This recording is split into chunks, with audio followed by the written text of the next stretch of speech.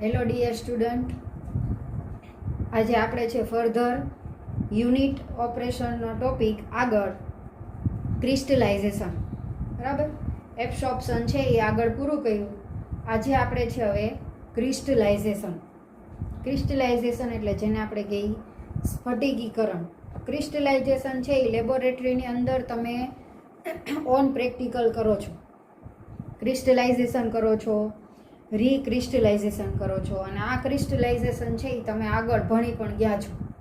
બરાબર, એ કાંઈ નવું નથી. એટલે જે આગળ ભણી ગયા એ જ ક્રિસ્ટલાઇઝેશન છે એ હું તમારું રિપીટ કરું છું. ક્રિસ્ટલાઇઝેશન જેને ગુજરાતીમાં કહેવાય ક્રિસ્ટલ, સ્ફટિકીકરણ. બરાબર, ક્રિસ્ટલાઇઝેશન છે એ ઓર્ગેનિક અને ઇનઓર્ગેનિક બંને કમ્પાઉન્ડ છે એનું આપણે ક્રિસ્ટલાઇઝેશન છે એ કરી શકીએ. ઇમ્પ્યુરિટી દૂર કરવા માટે અથવા પ્યોર ફોર્મમાં કોઈ કમ્પાઉન્ડ મેળવવા માટે ક્રિસ્ટલાઇઝેશન છે એ કરવામાં આવે છે. બરાબર, કે કોઈ પણ ઓર્ગેનિક અથવા ઇનઓર્ગેનિક કમ્પાઉન્ડ હોય એનું ક્રિસ્ટલાઇઝેશન કરવું હોય તો એ જે તે કમ્પાઉન્ડ છે એની ઇમ્પ્યુરિટી દૂર થાય અને આપને એ જે તે કમ્પાઉન્ડ છે એ પ્યોર ફોર્મમાં મળે. બરાબર, એને આપણે ક્રિસ્ટલાઇઝેશન અથવા તો સ્ફટિકીકરણ તરીકે ઓળખવામાં આવે છે. ક્રિસ્ટલાઇઝેશન છે એ 2 ટાઈપ્સના છે. કુલિંગ ક્રિસ્ટલાઇઝેશન અને ઇઓપરેશન ક્રિસ્ટલાઇઝેશન. બરાબર, કુલિંગ ક્રિસ્ટલાઇઝેશન અને ઇઓપરેશન ક્રિસ્ટલાઇઝેશન. આપણે ઓર્ગેનિક કમ્પાઉન્ડનું ક્રિસ્ટલાઇઝેશન કરવું હોય તો એને જે તે સોલ્વેન્ટની અંદર ડિઝોલ્વ કરવામાં આવે છે. બરાબર, બેન્ઝીન, કાર્બન ટેટ્રાક્લોરાઇડ, આલ્કોહોલ, આ જે તે સુટેબલ સોલ્વન્ટ છે એની અંદર ડિઝોલ્વ થતો હોય ઓર્ગેનિક કમ્પાઉન્ડ તો એની અંદર ડિઝોલ્વ કરવામાં આવે છે. બરાબર, ત્યારબાદ એનું આ પ્યોરિફિકેશન છે એ ક્રિસ્ટલાઇઝેશન મેથડથી કરવામાં આવે છે. એટલે ક્રિસ્ટલાઇઝેશન કરવા માટે જે તે કમ્પાઉન્ડનું ક્રિસ્ટલાઇઝેશન કરવું હોય તેના માટે યોગ્ય સોલ્વેન્ટ યુઝ કરવામાં આવે છે. એની મદદથી આપણે એને ક્રિસ્ટલાઇઝ કરી શકીએ છીએ. કે બેસ્ટ સોલ્વેન્ટ એ કહેવાય કે જેમાં મોટા ભાગનો ઓર્ગેનિક કમ્પાઉન્ડ છે એ ડિઝોલ્વ થઈ જાય. ઓર્ગેનિક કમ્પાઉન્ડનું ક્રિસ્ટલાઇઝેશન કરવું હોય તો તમારે એવો સોલ્વેન્ટ સિલેક્ટ કરવાનો કે મોટા ભાગનો ઓર્ગેનિક કમ્પાઉન્ડ છે એ ડિઝોલ્વ થઈ જાય. બરાબર,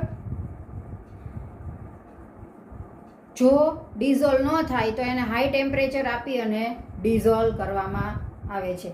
બરાબર, અને કેટલાક સોલ્વન્ટ છે એને હાઈ ટેમ્પરેચર આપવામાં આવે તો એ સળગી જાય. બરાબર, એવો ગુણધર્મ છે એ ધરાવે છે. એટલા માટે એને ધીમે ધીમે ક્રિસ્ટલાઇઝેશન છે એ યોગ્ય મેથડથી કરવામાં આવે છે. 2 ટાઈપ્સના ક્રિસ્ટલાઇઝેશન છે, ઇઓપરેશન અને કુલિંગ ક્રિસ્ટલાઇઝેશન. તો આ શું મેથડ છે? તો crystallization is the process in which solid forms where the atom or molecules are highly organized into a structure known as crystal. આ ક્રિસ્ટલ શું છે? હવે તમને બધાને ખબર જ છે ક્રિસ્ટલ એટલે શું. આપણે હાથેથી સ્પર્શ કરીએ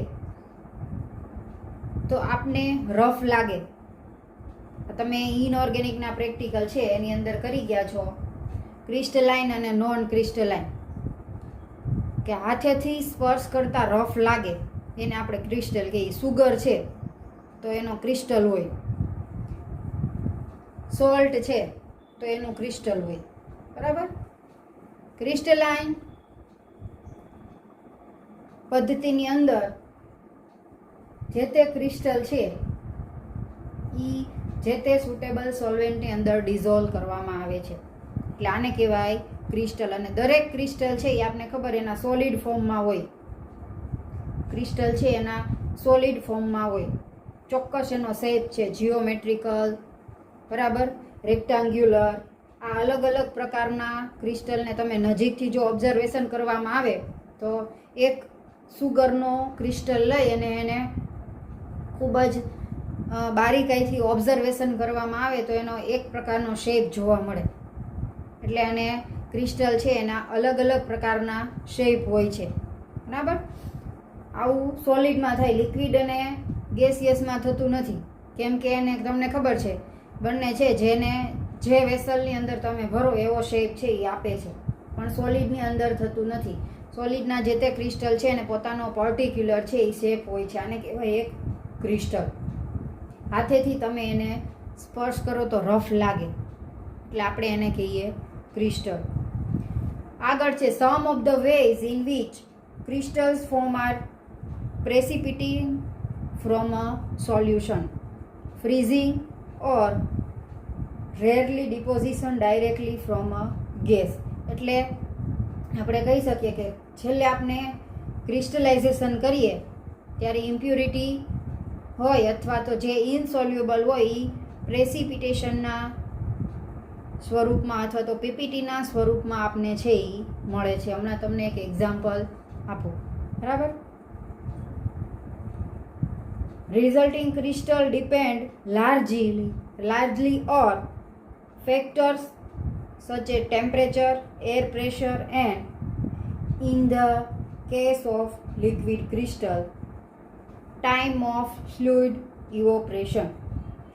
કે ક્રિસ્ટલ છે એ આપણે જે ક્રિસ્ટલાઇઝેશન કરીએ અને છેલ્લે ક્રિસ્ટલ મળે એ કયા કયા ફેક્ટર ઉપર આધાર રાખે છે, બરાબર. તો કે કેટલું આપણે એને ટેમ્પરેચર આપ્યું છે એના ઉપર આધાર રાખે, એટમોસ્ફિરિક પ્રેશર એટલે કે એર પ્રેશર ઉપર આધાર રાખે, કયા લિક્વિડની અંદર ડિઝોલ્વ કર્યો છે એના ઉપર આધાર રાખે, અને ઇવોપરેશન કરવા માટેનો ટાઈમ કેટલો છે, આ બધા પોઈન્ટ ઉપર છે એ આધાર રાખે છે. એક્ઝામ્પલ આપીએ તો સોલ્ટ અને સુગર છે એ બંને ભેગા થઈ ગયા છે તો અલગ કરવા હોય તો ક્રિસ્ટલાઇઝેશન મેથડ છે એનો યુઝ થાય. ઘણા બધા 2-3 એક્ઝામ્પલ તમને આપીશ. આપણે પહેલાં લખીએ કે સોલ્ટ અને સુગર, બરાબર, આ બંને છે એ ભેગા થઈ ગયા છે તો આપણે એને ક્રિસ્ટલાઇઝેશનની મેથડથી અલગ કરવામાં આવે છે. તો સૌથી પહેલાં સોલ્ટ અને સુગરને ઇથેનોલની અંદર ડિઝોલ્વ કરવામાં આવે છે. સુગર છે એ ઇથેનોલની અંદર ડિઝોલ્વ થશે પણ સોલ્ટ છે એ ડિઝોલ્વ થશે નહીં, બરાબર. એટલે બંનેને ઇથેનોલની અંદર ડિઝોલ્વ કરવામાં આવે તો સુગર જેટલી હશે એ ડિઝોલ્વ થઈ જશે અને સોલ્ટના પાર્ટિકલ છે એ રહી જશે.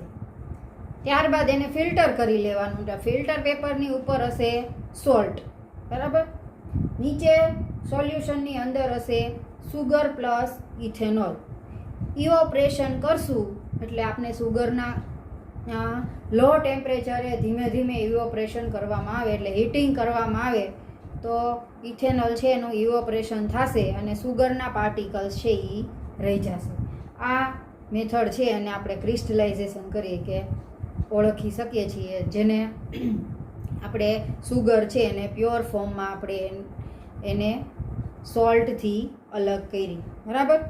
ઘણી વખત એવું બને કે કલરફુલ ઇમ્પ્યુરિટી જોવા મળે, સોલ્યુશનના અંદર કલરફુલ ઇમ્પ્યુરિટી જોવા મળે એટલે કે ક્રિસ્ટલનો કલર છે એ તમને એમાં રહેલી ઇમ્પ્યુરિટીને કારણે રંગીન દેખાય, બરાબર. ક્રિસ્ટલાઇઝેશન કરતા હોય તો ઘણી વખત તમને એમાં રહેલી ઇમ્પ્યુરિટીને કારણે કલર છે ક્રિસ્ટલનો એ રંગીન દેખાય. તો ચારકોલ આવા કલરફુલ ક્રિસ્ટલ છે એને કોઈ હોટ સોલ્વેન્ટની અંદર ડિઝોલ્વ કરી એમાં થોડો ચારકોલ એડ કરવામાં આવે, બરાબર, તો ચારકોલ છે એનો ગુણધર્મ છે એ કલરને એબ્સોર્બ કરવાનો છે. એટલે કલર છે એ એબ્સોર્બ થઈ જાય. એબ્સોર્બ થઈ જાય એટલે આપણે જે તે ક્રિસ્ટલ છે એની અંદર ઇમ્પ્યુરિટી હતી એ ઇમ્પ્યુરિટી છે એ દૂર થઈ જાય અને તરત આપણે એને ફિલ્ટર કરી લેવાનું. એટલે આપણે આ મેથડની મદદથી પ્યોર કલરલેસ ક્રિસ્ટલ છે એ મળશે. કલર હતો, ઇમ્પ્યુરિટીનો હતો, એને આપણે ચારકોલ ઉમેરી અને દૂર કરી દીધો. એટલે પછી આપણે એને ફિલ્ટર કરીએ તો આપણે પ્યોર ક્રિસ્ટલ છે એ મળશે. કે અશુદ્ધિ છે, ઇમ્પ્યુરિટી છે એ ચારકોલની અંદર એબ્સોર્બ થઈ જાય છે. ઘણી વખત શું થાય કે ઓર્ગેનિક કમ્પાઉન્ડ અને એની અંદર રહેલી ઇમ્પ્યુરિટી છે એ જે તે સોલ્વેન્ટની અંદર લગભગ એક જ સરખી હોય છે. તો આ સિચ્યુએશનની અંદર ફ્રેક્શનલ ક્રિસ્ટલાઇઝેશન છે એનો ઉપયોગ કરવામાં આવે છે. તો આપણે ફ્રેક્શનલ ડિસ્ટિલેશન છે એ ભણી ગયા, બરાબર. તો આ ફ્રેક્શનલ ક્રિસ્ટલાઇઝેશન શું છે? તો એની અંદર જે તે ઓર્ગેનિક કમ્પાઉન્ડ છે એનું એકદમ હોટ સેચ્યુરેટેડ સોલ્યુશન છે એને ધીમે ધીમે કૂલ કરવામાં આવે તો જે સૌથી પહેલાં ઓછો ડિઝોલ્વ ઓર્ગેનિક કમ્પાઉન્ડ હતો એના ક્રિસ્ટલ છે એ છૂટા પડશે. ઘણીવાર શું થાય કે કાર્બનિક પદાર્થ અને એની અંદર રહેલી અશુદ્ધિઓની દ્રાવ્યતા છે એ જે તે દ્રાવકની અંદર સમાન હોય, જે તે સોલ્વેન્ટની અંદર સમાન હોય. તો બેય સરખી હોય તો આપણે ફ્રેક્શનલ ક્રિસ્ટલાઇઝેશનનો યુઝ થાય. એમાં સૌથી પહેલાં જે છે એ ઓછું ડિઝોલ્વ હતું એ સૌથી પહેલાં એના ક્રિસ્ટલ મળશે. ફરી પાછી એને ફિલ્ટર કરી અને વધુ કૂલ કરીએ તો એના પછી સેજ વધારે ડિઝોલ્વ હતા એના ક્રિસ્ટલ મળશે. ફરી પાછું આપણે એને વધારે કૂલ કરીએ તો સેજ એના કરતાં વધારે ડિઝોલ્વ હતું એના ક્રિસ્ટલ છે એ 1 by 1 મળશે. એટલે આ રીતે ફ્રેક્શનલ ક્રિસ્ટલાઇઝેશન છે, વિભાગીય સ્ફટિકીકરણ છે એનો ઉપયોગ થાય છે, બરાબર. આગળ છે કે ક્રિસ્ટલાઇઝેશન છે એ 2 સ્ટેપની અંદર જોવા મળે છે કે there are divided into 2 step. એનું ફર્સ્ટ છે ન્યુક્લિએશન. ન્યુક્લિએશન એટલે શું? તો કે nucleation is the appearance of crystalline phase from either supercool liquid or unsaturated solvent. આપણે સોલ્યુશન છે એની 3 અવસ્થા હોય, સેચ્યુરેટેડ, અનસેચ્યુરેટેડ અને સુપર સેચ્યુરેટેડ, બરાબર. આ ત્રણેય શબ્દથી તમે વાકેફ છો, તમને ખબર છે. એનું એક એક્ઝામ્પલ હમણાં આપું છું. સેકન્ડ સ્ટેપ છે, second step known as crystal growth. કે ક્રિસ્ટલ છે એનો ગ્રોથ કેટલો છે, which is the increase in the size of particle. પાર્ટિકલની સાઇઝ વધવાની સાથે એટલે કે ક્રિસ્ટલનો ગ્રોથ છે એ વધે છે and leads to crystal state. Important feature of this second step is that loose property form a layer at the crystal surface. ક્રિસ્ટલાઇઝેશનની મેથડની અંદર ક્રિસ્ટલની સરફેસ ઉપર જે તે સોલ્વેન્ટ છે એની પ્રોપર્ટી ધીમે ધીમે લૂઝ થાય છે and load themself into open inconsistency like a pore, cracks etcetera. તમે કુલિંગ ક્રિસ્ટલાઇઝેશન કરો તો બરફની અંદર તમે પોર કરો, બરાબર. આઈસ ક્યુબની અંદર તમે પોર કરો એટલે એના ક્રિસ્ટલ છે એ મળે, એને કહેવાય કુલિંગ ક્રિસ્ટલાઇઝેશન. આગળ છે crystallization is also chemical solid liquid separation technique. બરાબર, સિમ્પલ છે. Solid liquid separation technique in which mass transfer of a solute from the liquid solution to a pure solid crystalline phase occur. એટલે કે તમને method દ્વારા pure solid crystalline છે એ crystal છે એ મળે છે. ક્રિસ્ટલાઇઝેશન અકર્સ ઇન ક્રિસ્ટલાઇઝર. આ પ્રોસેસ છે એ જેની અંદર કરવામાં આવે ને ક્રિસ્ટલાઇઝર કહેવામાં આવે છે. Crystallization is therefore related to PPT. The result is not amorphous or disorder but a crystal. બરાબર, એટલે કે પીપીટીના ફોર્મમાં આપને ક્રિસ્ટલ છે એ મળે છે. પછી એક એક્ઝામ્પલ આપું છું. એક્ઝામ્પલ છે CuSO4. હવે આપણે એમ જોઈએ તો નેચરની અંદર પણ ક્રિસ્ટલાઇન મેથડ છે એ જોવા મળે છે. એનું એક્ઝામ્પલ છે સ્નોફ્લેક્સ. તમે સ્નોફ્લેક્સ લ્યો, બરાબર, બરફ વર્ષા થતી હોય, સ્નોફોલ થતું હોય તો એનો એક ફ્લેક્સ લ્યો, ટુકડો લ્યો, એને તમે ધ્યાનથી નજીકથી ઓબ્ઝર્વેશન કરશો તો એ નેચર ક્રિસ્ટલાઇઝેશન છે એની અંદર જોવા મળે છે. એટલે નેચરમાં પણ there are many example of nature process that ઇન્વોલ્વ્સ crystallization. First is snowflakes. The snowflakes are very well known examples. બીજું છે નેચરલ અથવા મિનરલ ક્રિસ્ટલ ફોર્મેશન, જેમસ્ટોન. બરાબર, પછી છે હની ક્રિસ્ટલાઇઝેશન. આ બધા છે એ નેચર ક્રિસ્ટલાઇઝેશન છે. હવે એક એક્ઝામ્પલ આપું છું કે એક વેસલ છે, એની અંદર છે આપણે લીધું છે વોટર અને બીજું એડ કર્યું છે, આપણે એક્ઝામ્પલ લઈએ કોપર સલ્ફેટ.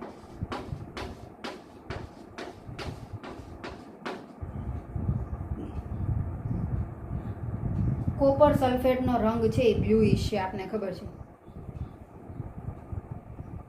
કોપર સલ્ફેટ છે એ વોટર સોલ્યુબલ કમ્પાઉન્ડ છે અને આપણે પ્યોરિફિકેશન કરવું છે ક્રિસ્ટલાઇઝેશનની મદદથી. બરાબર, તો maximum amount of copper sulphate and less amount of H2O.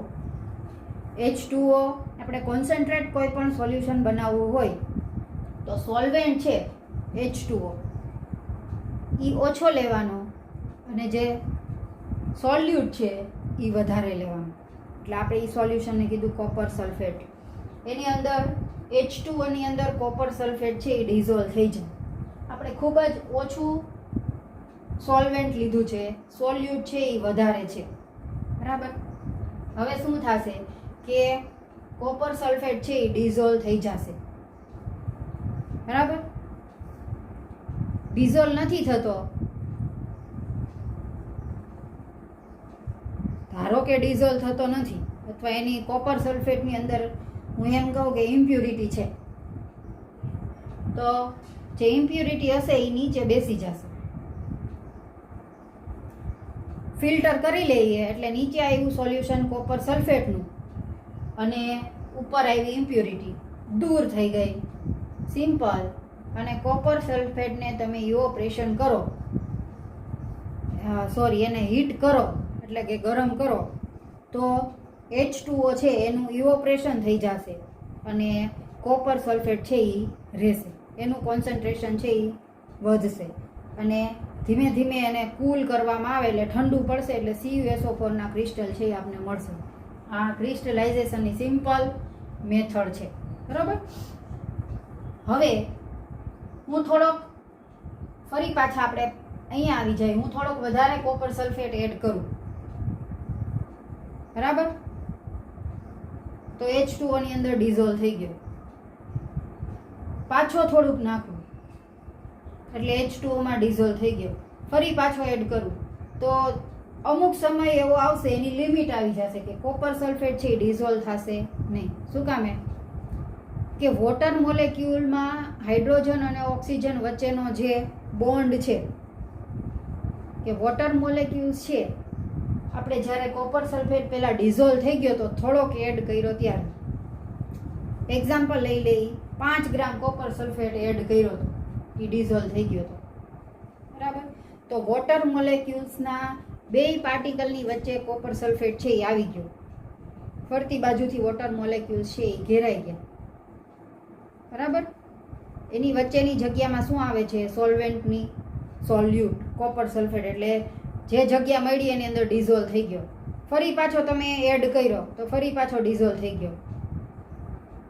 આ હાઇડ્રોજન અને ઓક્સિજન વચ્ચેની જગ્યા ફિક્સ છે, એટલે કે H2O છે એની વચ્ચેની જે સ્પેસ છે એની અંદર અમુક લિમિટ સુધી જ કોપર સલ્ફેટ છે એ ડિઝોલ્વ થશે. પછી શું થશે કે અહીંયા ડિઝોલ્વ થયા વગરનો રહેશે. શું કામે? હવે H2O ની લિમિટ છે કે એની વચ્ચેની જગ્યામાં વધારે કોપર સલ્ફેટ છે એ સમાઈ શકે એમ નથી. તો જે વધારાનો કોપર સલ્ફેટ છે જે સમાઈ શકે એમ નથી એ નીચે તળિયે બેસી જશે, બરાબર. એની એક લિમિટ હતી કે આટલી જગ્યાની અંદર આટલો કોપર સલ્ફેટ સમાઈ ગયો, તો વધારે તમે એડ કરતા જાઓ તો એની લિમિટ આવી ગઈ, વધારે પોતાની અંદર ઈ સમાશે નહીં, બરાબર. તો શું થશે? એ નીચે પડ્યો રહેશે. આ સોલ્યુશનને આપણે કીધું સેચ્યુરેટેડ સોલ્યુશન. હવે આપણે આને ગરમ કરશું. T1 તાપમાને ગરમ કર્યું.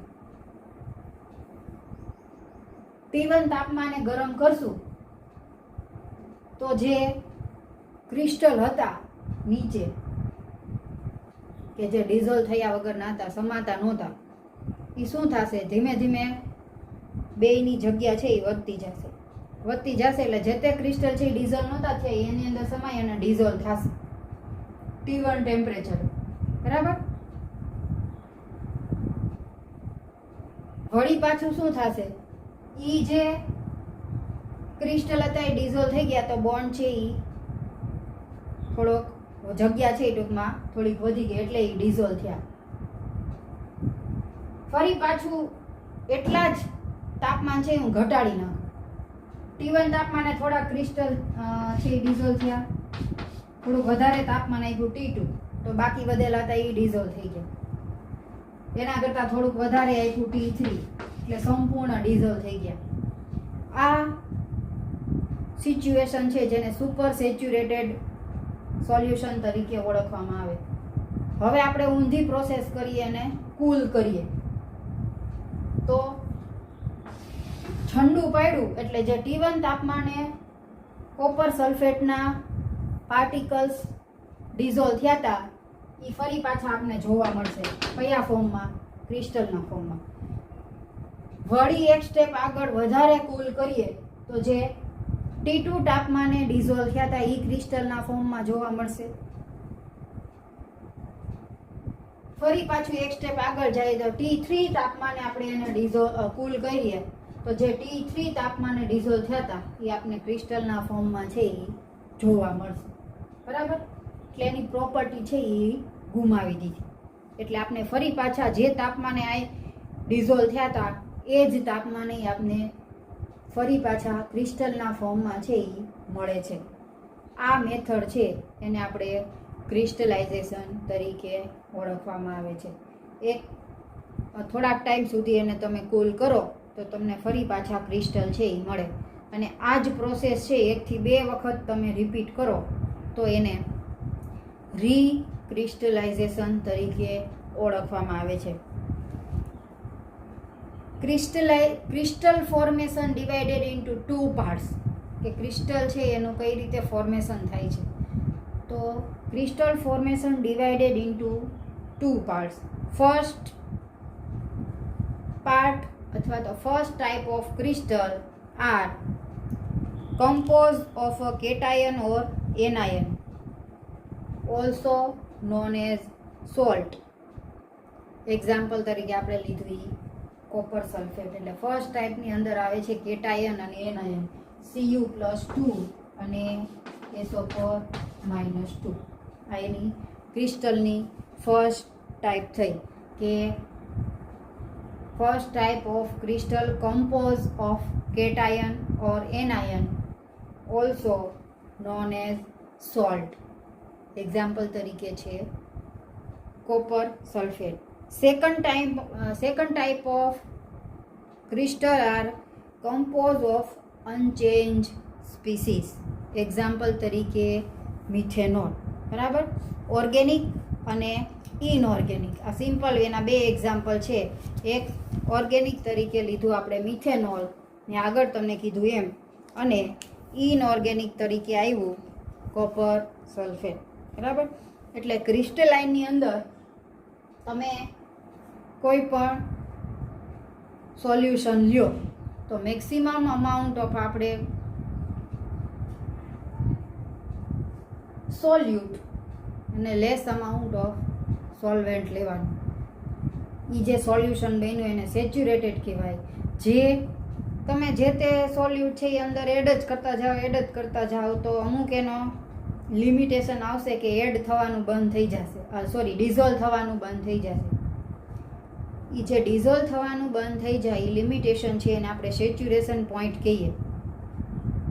એનો ગ્રાફ આવે, તમે ગ્રાફ છે એ ભણી ગયા.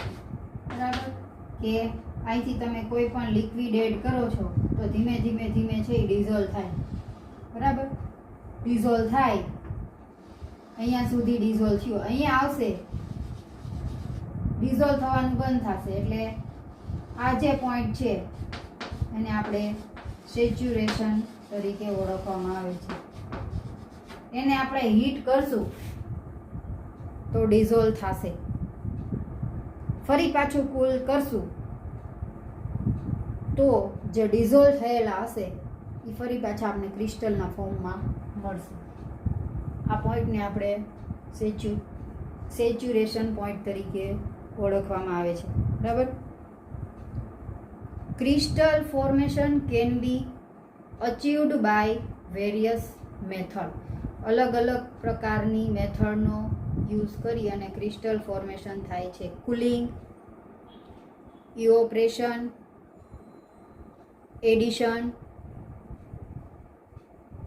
addition of a second solvent to reduce the solubility of the solute solvent, layering, sublimation, changing the cation or anion, as well as other method. એટલે કે ક્રિસ્ટલનું ફોર્મેશન છે એ ઘણી બધી મેથડની મદદથી કરવામાં આવે છે. આપણે બે ખબર હતી, કુલિંગ અને ઇવોપરેશન. બરાબર, આ બધી મેથડ છે એનો યુઝ કરી અને ક્રિસ્ટલ ફોર્મેશન છે એ કરવામાં આવે છે. The formation of super saturated solution does not guarantee crystal formation. એટલે કે સુપર સેચ્યુરેટેડ સોલ્યુશન છે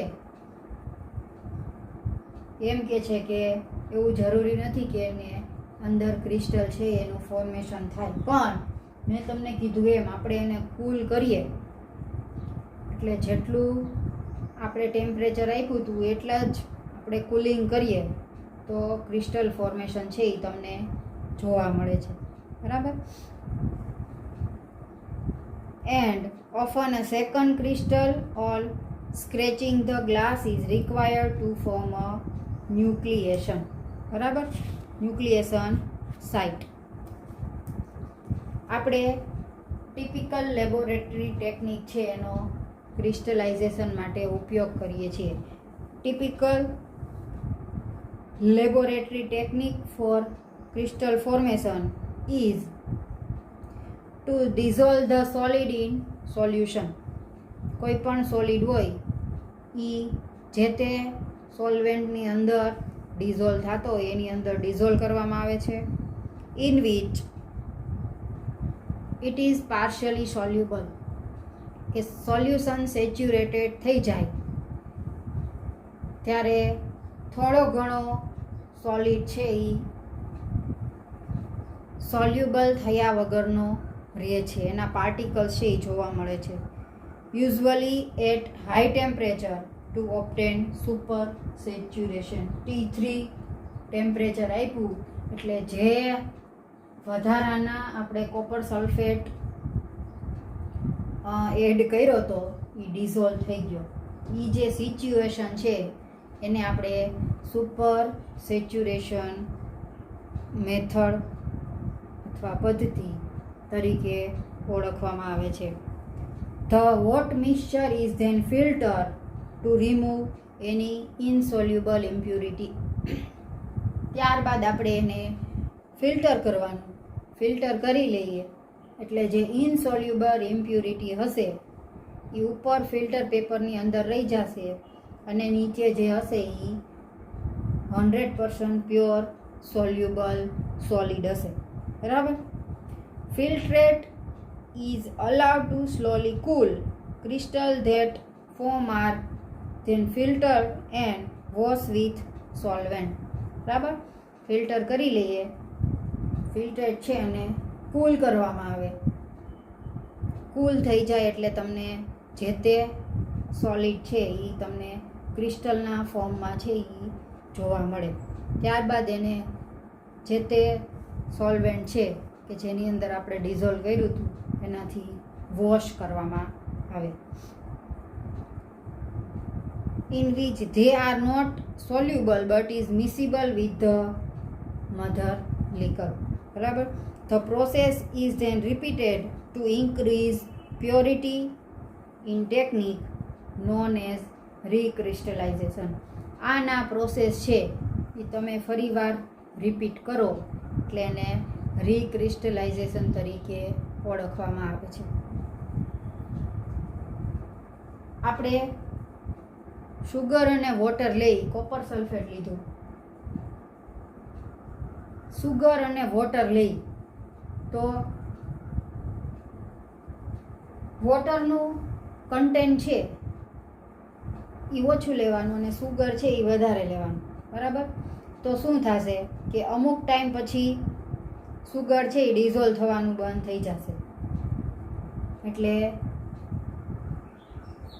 જે સોલ્યુટ હતું એની ક્વોન્ટિટી વધી ગઈ અને સોલ્વેન્ટની ક્વોન્ટિટી છે એ ઘટી ગઈ. બરાબર. તો જે સુગર તમે ઘરે પણ ટ્રાય કરી શકો. સુગર જે નીચે જે તે વેસલની અંદર બાકી રહેતી સોલ્યુશનને તમે વધારે ગરમ કરો. બરાબર. તો વધારાની સુગર છે એ ડિઝોલ્વ થઈ જાય અને સોલ્યુબિલિટી છે એ વધી જાય, જેને આપણે સુપર સેચ્યુરેટેડ કીધું. હવે સુગરનું ક્રિસ્ટલાઇઝેશન કરવું હોય તો સુગરની અંદર ઇમ્પ્યુરિટી રહેલી હોય. બરાબર. તો આ જે સોલ્યુશન છે વોટર પ્લસ સુગરનું એને ફિલ્ટર કરવામાં આવે. તો ફિલ્ટર પેપરની ઉપર એઝ ઇટ ઇઝ આની જેમ ઇમ્પ્યુરિટી હશે. બરાબર. પછી નીચેનું જે વધ્યું એને થોડુંક તમે કૂલ કરો અથવા ઇવોપરેશન કરો. કોન્સન્ટ્રેશન સુગરનું વધારે છે નીચેના સોલ્યુશનની અંદર. ઇવોપરેશન થશે એટલે તમે એને ગરમ કરશો તો શું થશે? તો સુગર છે એનું ઇવોપરેશન થાય નહીં, નોન વોલેટાઇલ કમ્પાઉન્ડ છે. બરાબર. વોટર છે એનું ઇવોપરેશન થશે. વોટરનું ઇવોપરેશન થશે અને તમને સોલિડ ફોર્મમાં સુગરના ક્રિસ્ટલ છે એ મળશે. એટલે આ સિમ્પલ મેથડ છે. એનો ડાયાગ્રામ કે એવું કાંઈ છે નહીં. તમારી રીતે આવું કોઈક એક્ઝામ્પલ છે એ તમે આપી શકો. આ મેથડ છે એને ક્રિસ્ટલાઇઝેશન તરીકે ઓળખવામાં આવે છે, જેને કહેવાય સ્ફટિકીકરણ. બરાબર.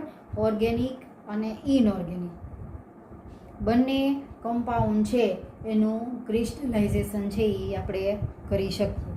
કે અશુદ્ધિ એટલે કે ઇમ્પ્યુરિટી રિમૂવ કરવા માટે અથવા તો પ્યોર ફોર્મમાં કમ્પાઉન્ડ છે એ મેળવવા માટે આપણે ક્રિસ્ટલાઇઝેશન છે એનો ઉપયોગ કરીએ છીએ. જે તે સોલ્વેન્ટની અંદર જેનું ક્રિસ્ટલાઇઝેશન કરવાનું છે એને ડિઝોલ્વ કરી સેચ્યુરેટેડ સોલ્યુશન બનાવી હીટ કરી પછી એને ફિલ્ટર કરવાનું અને કુલિંગ અથવા ઇવોપરેશન બંનેમાંથી કોઈ પણ એક મેથડનો ઉપયોગ કરી અને આપણે ક્રિસ્ટલાઇઝેશનની પ્રોસેસ છે એ કરવામાં આવે છે. બરાબર. અહીંયા તમારું ક્રિસ્ટલાઇઝેશન છે એ પૂરું થયું. ડિસ્ટિલેશન કર્યું આપણે યુનિટ ઓપરેશનની અંદર. એમાં 3 થી 4 પ્રકારના ડિસ્ટિલેશન કર્યા. Simple distillation, steam distillation, vacuum distillation, short path, zone distillation, fractional distillation. બરાબર. એબ્સોર્પ્શન કર્યું. પછી એબ્સોર્પ્શન અને એડસોર્પ્શન. એબ્સોર્પ્શન એટલે શોષણ અથવા અવશોષક અને એડસોર્પ્શન એટલે અધિશોષણ. બરાબર. એ કર્યું. પછી આપણે આ કર્યું ક્રિસ્ટલાઇઝેશન. બરાબર. હવે 2 થી 3 પોઈન્ટ છે એ બાકી છે. પછી આપણો યુનિટ 2 છે એ પૂરો. આ યુનિટની અંદરથી આગળ મેં તમને કીધું એમ હજી રિપીટ કરી દઉં છું. દાખલા પૂછાય છે, થિયરી પૂછાય છે અને પહેલા યુનિટમાંથી મેં તમને દાખલા કરાવ્યા, એ દાખલા પૂછાય છે. એટલે થિયરીના ઓપ્શનમાં દાખલા. બીજા યુનિટની અંદર તમે થિયરી કરો અને પહેલા યુનિટની અંદર દાખલા, એવું પૂછાવાની શક્યતા છે.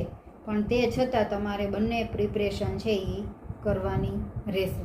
બરાબર. મેં તમને વચ્ચે વિડીયોની અંદર તમને આઈએમપી ક્વેશ્ચન કરાવતી હોય ત્યારે આઈએમપી ક્વેશ્ચન એ તમને મેં કીધેલા છે કે આટલા ક્વેશ્ચન છે એ આઈએમપી છે ને પૂછાવાની શક્યતા છે. એટલે હવે આપણે 2 થી 3 લેક્ચરનું કામ છે. પછી આપણો આ યુનિટ છે એ પૂરો. બરાબર. ઓકે. હવે અહીંયા આપણે આ ક્રિસ્ટલાઇઝેશન છે એ પૂરું કરીએ છીએ. ઓકે. Thank you.